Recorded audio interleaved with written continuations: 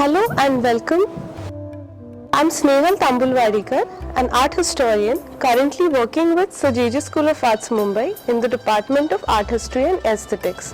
In this module, we are going to discuss about academic realism as a part of history of Western and Indian art. This module discusses the academic realism or naturalism or European academic art in colonial India, its emergence, development in various parts of India with reference to the various art schools established by the British.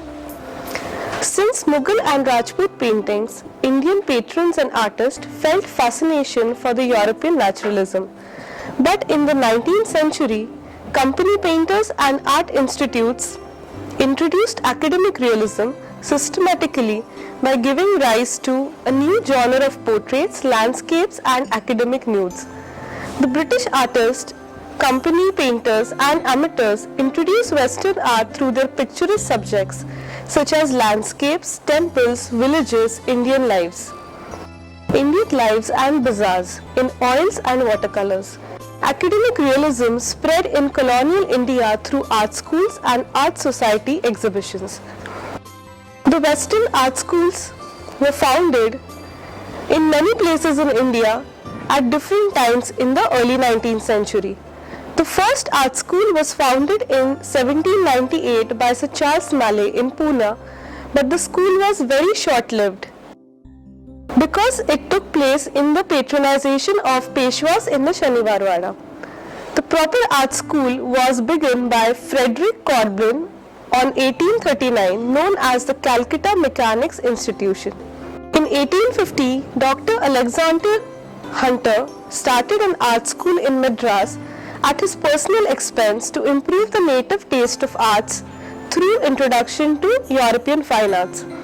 The Calcutta Art School was established in 1854 for the promotion of industrial arts.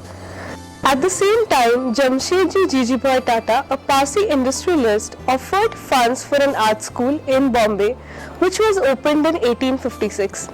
In 1875, the Mayo School of Industrial Art was set up in the memory of Lord Mayo, the Viceroy of India at Lahore.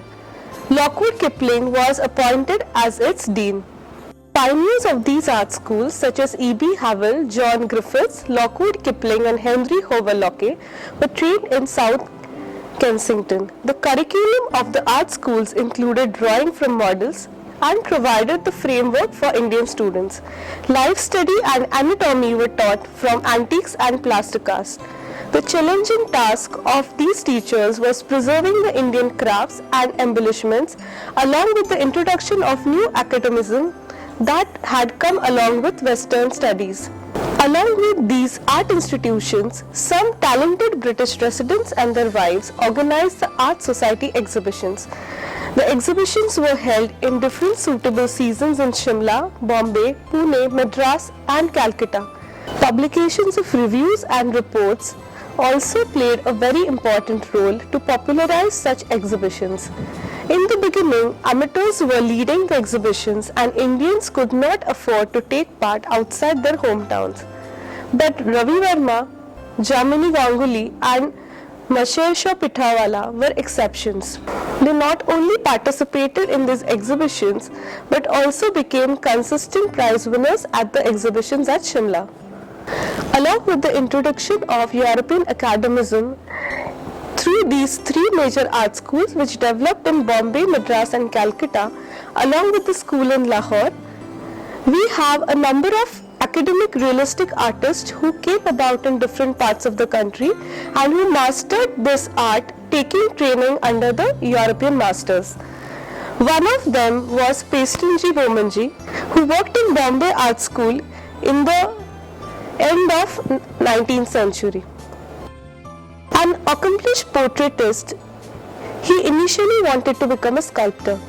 He was among the first generation of portrait painters from the Bombay School. With John Griffith's encouragement, Bomanji regularly featured his works at art school shows around India. He was the first to win the prize in Calcutta in 1879 and also became successful to fetch handsome prize for his painting, Parsi Lady Sewing, in the international exhibition 1883-84. Bomanji earned good reputation in Bombay for his unattractive or unglamorized realism. The Times of India commissioned him for a pictorial album of the personalities of the great empire. Along with Testinji Bomanji, we have one more very significant artist whose name is Mahadev Vishwanath Dhurandhar, popularly known as Rao Bahadur Dhurandhar. He not only accomplished his techniques of academic realism but also was a teacher for a very long time in the Bombay School of Arts. M.V. Dhurandhar was originally from Kolhapur. He joined art school in Bombay in 1890 and was fascinated by the antiques at the art school. John Griffiths was impressed by his habit of sketching after school hours.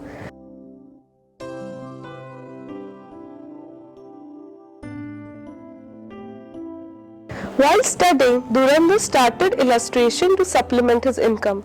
In the Journal of Indian Art 1897, he illustrated Griffith's article and also designed postcards for a local manufacturer.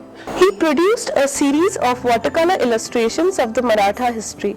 As a young artist, Dhurandhar was fascinated by Venus de Medici and other antiques and nurtured his passion for figurative painting by resketching them regularly during his college time. In 1892, as a student, he won the first Bombay Art School Award and made his reputation in the region. He also became the first Indian to win gold medal for Bombay Art Society with his oil painting based on Hindu ritual ceremony, which was named Have You Come, Lakshmi? As an academic artist, Dhurandhar produced a number of nude from model studies, which gave him confidence to produce large-scale paintings. Another artist who made his mark as an academic realist painter during this time also comes from Bombay School of Art. His name is Antonio Xavier Trinidad. Trinidad was born to Catholic parents in Goa but migrated to Bombay to earn a living after his father's death. After his graduation, he assisted Raja Deen Dayal, one of the leading photographers of India, in tinting photographs for the studio. Due to his impressive work, the demand for art graduates increased in photographic studios. Trinidad's mastery over portrait painting complemented his income from teaching. He also successfully painted nudes and landscapes in later years of his career. Trinidad became a known Indian artist for presenting Christian subjects. Along with the painters, there were a few sculptors who also achieved great mastery in the neoclassical style or the academic realistic style in the medium of sculpting. Ganpatrao Mhatre is one such sculptor. He is an important sculptor in the history of academic realism in India. Mhatre initially enrolled to be a painter but became one of the major academic sculptors. According to Dhurandhar, Mhatre was a gifted student, and he had seen him working on semi-life-size plaster figures, though he was a young painting student. He surprised Principal Greenwood by his sculpture of a young Maharashtrian lady on her way to temple because it was produced without any help from his teachers. This sculpture to the temple earned the Bombay Art Society medal in 1896 and stands proud even today in the premises of Sir J.J. School of Art. Mhatre's achievement convinced the English art academicians the ability of Indian artists to grasp the Greco-Roman sculptures fluently. Greenwood admitted that there is no one here who can practically teach him anything more than directions, and therefore he wanted to send him abroad. To appeal for the patronage of art lovers, Greenwood sent the details about Mhatre to the Magazine of Art to show the development of sculpture in India. His sculpture Saraswati, done in 1900, was sent to the Universal Exposition in Paris, which was described as a symbolic depiction of Saraswati by a French critic. In various exhibitions, Mhatre's works were compared to the sculptors of Europe and America. He continued his practice by establishing a foundry and commissioning from the princely states of Gwalior, Kolhapur, Mysore and Baroda. Along with the state of Bombay, there was a large group of academic realistic artists who developed parallelly. Calcutta, which was becoming a literary hub in the beginning of the 20th century, was already providing a great culture for the academic artists to work. In the end of 19th century, academic realism had encouraged academic artists to serve motherland through the academic art practices. In Calcutta, private art institutions also started offering courses offering academic realism. Albert Temple's Science and School of Art, the Jubilee Art Academy and Indian Art School were established and were among them. Earliest of the artists who began working in the Calcutta academic realistic style was Anand Prasad Bagchi. He studied at the Calcutta Art School. His head study was greatly appreciated by Albert Temple at Calcutta Exhibition in 1873. Besides a noted portrait painter, Bagchi was also a proficient graphic artist and an illustrator. His illustrations in the Antiques of Orissa, done during 1869 to 70, earned his reputation as an illustrator. After graduation, he immediately engaged in teaching lithography. He started the first Bengali art magazine, Shilpa Pushpanjali, to energize the artistic nationalism. The next artist of academic style from Calcutta is Jamini Prakash Ganguly. J.P. Ganguly was a landscape artist who was inspired by his uncle Abanindranath Tagore. Ganguly trained under C.G. Palmer, trained at South Kensington. He regularly participated and won awards in Shimla and Bombay. According to the Times of India, Ganguly's landscapes were genuinely indigenous.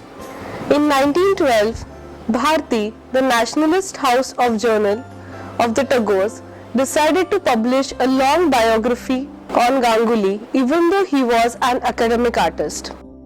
The reason is the Indian themes of landscape and the Western treatment of oil paintings. His landscapes were amalgamation of East and West. Ganguly successfully created an atmosphere in the natural scenes. The series of Ganga River and various moods of Himalayan mountain ranges that he did were truly remarkable. He had a successful career and was a favorite amongst those who appreciated academic art. Fanindranath Bose joined the Jubilee Art Academy, the private institution, for a short period of time. Later, he joined the Calcutta Art School and began his career as an academic realist. After being unable to get enrolled at the Royal College of Art, London, he got admitted at the Board of Manufacturers School of Art at Edinburgh. Inspired by Rodin, he became part of the new sculpture movement in Britain. He settled in Edinburgh and stayed in a sculpture studio. Bose became part of all major exhibitions there, including Royal Academy with his significant works. In 1914, he was invited by Maharaja Sayajirao Gaikwad of Baroda to produce sculptures for the Lakshmi Vilas Palace and the Baroda Museum. In 1924, he was invited again to teach at Baroda College of Art. Some of his brilliant works of sculpture stand today in Fateh Singh Museum. His handling of the bronze casting and representation of Indian subjects reveal his academic skills.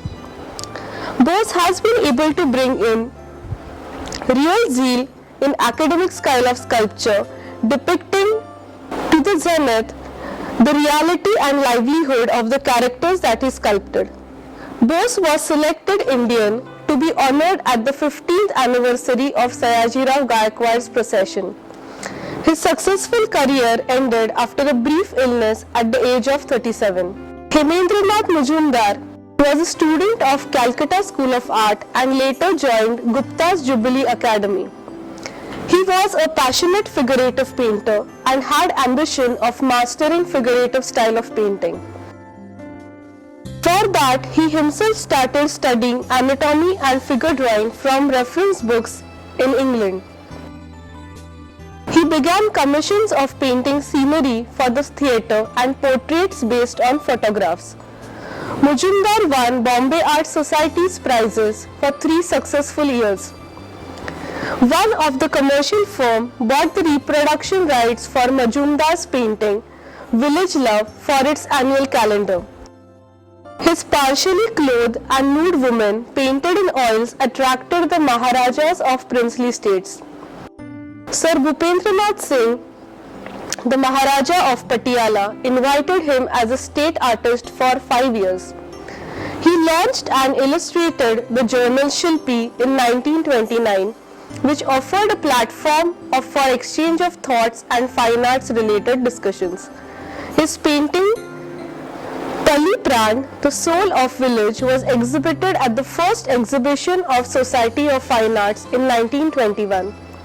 It was one of the most successful works painted by Hemendra Majumdar for his signature effect, the wet sari, and representation of model's body partially visible to her wet cloth. He also achieved great mastery over watercolors and successfully captured fresh tones, drapery, and light-skinned elite women. In his famous work of the woman from the backside, draped in a wet cloth, we see remarkable influence of the works of Raja Ravi Verma. These works represented the classic style of academic realism and brought him to fame almost equivalent to that of Verma's. Atul Bose initially joined Jubilee Academy and later moved to Government Art School, where he honed his drawing skills. Like Majumdar, he also produced portraits based on photographs and painted scenery for theatre. His portrait sketch, The Bengal Tiger, won him a scholarship to Royal Academy, London, where he spent 2 years from 1924 to 26 and produced some drawings and oil paintings. During his tenure in London, he was influenced by English post-impressionist palette of greys and browns. In 1926, Percy Brown, the principal, invited him to teach at the Government College of Art. In 1929, for the Viceroy's residence, New Delhi, Atul Bose was chosen to produce copies of royal portraits at Windsor Castle. His portrait practice became little successful after returning from London, but his first retrospective in 1939 earned him great success and appreciation. According to Sudhindranath Datta, an influential critic, Bose was a mindful Indian realist who achieved complete mastery over medium and quality of work. Datta further argued that though Bose paintings were based on European academic technique, they were expression of Indian vision of reality. Along with the Government College or the Calcutta School of Arts, there also began another school called Mayo School of Art in Lahore, the capital of then Punjab, formed by Lockwood Kipling. The school was effective enough to produce successful academic artists. Ala Baksh was one of them. Ala Baksh was from a family of artisans and had no formal training in art. He learned academic realism by assisting commercial artists. In his early career, he painted stage sets for a theatre in Calcutta. Ala Baksh became popular among wealthy patrons for handling large canvases and compositions of history paintings. He was also known for his paintings of Hindu mythology, Punjabi folk tales and landscapes. S.G. Thakur, one of the most competent Punjabi academic artists, left Punjab in order to build his career in Bombay. After his brief stay in Bombay as an apprentice of a professional painter, he moved to Calcutta. Amongst all schools of academic art, Bombay always remained important center for academic realism and felt its presence by the constant involvement of artists like Haldimkar, M.R. Achrekar, and so on. Whereas, following the academic style of sculpture, B.V. Talim, Shamrao Matre, the son of great sculptor Matre, and V.P. Karmarkar grew as sculptors. All of them achieved mastery over portraits, figurative paintings, and so on. Haldinkar successfully handled watercolors and enhanced the possibilities of landscape painting. Achrekar specialized with impasto colors and loose applications of paint to build sketchy painted surfaces. Talim, Mhatre and Karmarkar achieved mastery over plaster, bronze and cement. Though many of the academic artists represented indigenous subjects, the rise of nationalist and oriental art in Bengal led to the status of academic art to great suffering. Many times, these paintings were criticized as mindless colonial products. But at the same time, it played a crucial role in the transformation of taste of the patrons. The academic realism style also suffered a setback in Bombay after the principal of JJ School of Art changed to Solomon. Solomon, an ambitious principal, along with academic realism, began a school to revive the Indian arts in his own way, pretty much different than the Bengal school revival. This school was led by Ahivasi, a promising young painter who took his classes based on inspirations from Indian miniatures. In the years to come, that is the decade of 1920s, we see that the academic realists who were losing their importance in the art scene of India fought to acquire a grand commission of mural in Delhi after the announcement by King George to build a new secretariat in the capital of state. There was an obvious fight to acquire it from the realistic group of Calcutta led by E.B. Howell to that of Solomon, who had his own team to paint murals in this new prestigious project. Solomon, leading with his academic realist and a group of trained Indian revivalists under Ahivasi, was successful in acquiring this commission and has painted some of the best murals that you can see till date. Academic realism, although almost completely diminished from other parts of the country, still continues to be dominant in the province of Bombay. The JJ School of Art although saw a number of events like the Progressive Artist Group or the Bombay School having artists like Hussain, Gaitonde, Souza, Bakre and so on, still continues to have the academic realistic portraiture classes very popular till date. Academic realism, though, has vanished from the intellectual classes of the society because of the Oriental and pan-nationalist views hammered on them since 1920s and so on, is still visible in the calendar art found in most of the homes even today in our country. Artists like John Fernandez still continue the fervor of watercolors and the classic brush techniques of oil that academic realism began in India.